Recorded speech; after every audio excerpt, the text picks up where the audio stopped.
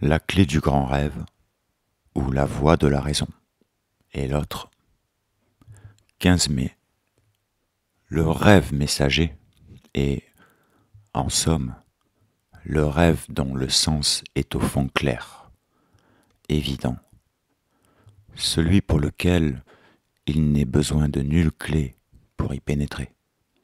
Du moins, pas de clé au sens où on aurait tendance à l'entendre dans le contexte du rêve.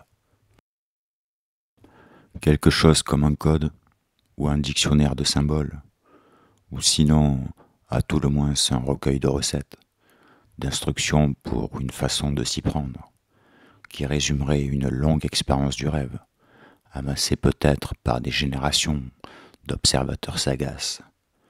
Bien plus, je dis qu'une telle expérience du rêve, et fût-elle millénaire, n'est ici du moindre secours. Quelle serait même, si tu ne prends soin de l'oublier, un leurre, une entrave, bonne pour te distraire de l'essentiel. Confronté au premier rêve de ma vie que j'ai sondé, l'idée ne me serait venue d'une clé ou d'une façon de procéder. Dans le contexte, ça aurait été aussi incongru que de me lever pour aller chercher un marteau ou une scie, ou d'invoquer la loi d'Archimède pour ouvrir un robinet sur l'évier. Pas plus que l'idée de mon inexpérience. Le bébé qui veut téter ou qui tète se pose-t-il des questions sur son inexpérience? Il réclame à tue-tête ou il tète. Cela lui suffit.